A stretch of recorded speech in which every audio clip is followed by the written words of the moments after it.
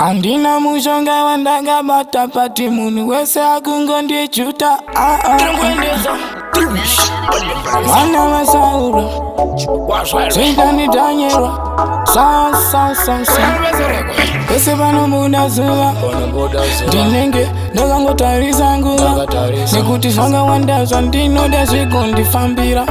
zvandino ndozviziva semunhu wenyama pamwe pacho ndombotadza kudhuma funga mufunge dzinenge dzaitawo shomani kuti zvakawanda zvandakatadza zvimwe futi zvandakanyadza zvandakarwadza nenyaya yekusaziva asi inini yese yakanaka achimboronga munyu akunditamba kemunyunyu kundita kunge chinyu handisisina chakanaka muupenyu chiko chandakatadza aimese ndatovhunza mandiparadza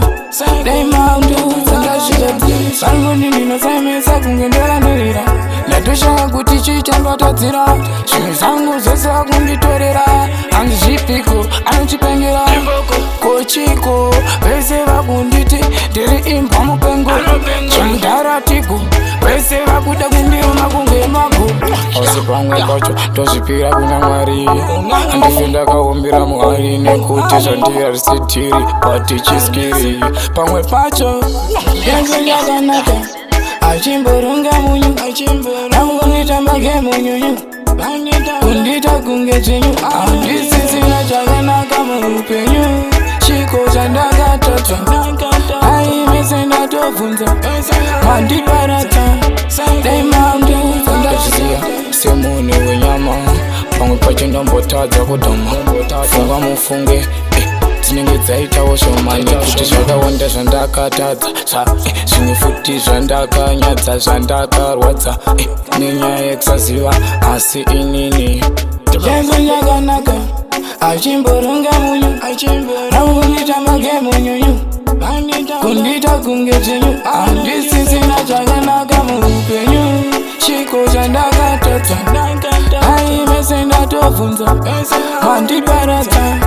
daimaunduza ndasvikadzirisa mwana wamambo ndimambo havandi kuti ndikuita mambo vanenge vachindimuka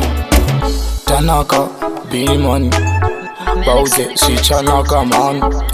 nenge chiti ndakumhanya bani haisi denja haasi mafani nekupenga muchandivenga ngoma ndichatsenga pepa muchandivenga baba mwana wasaura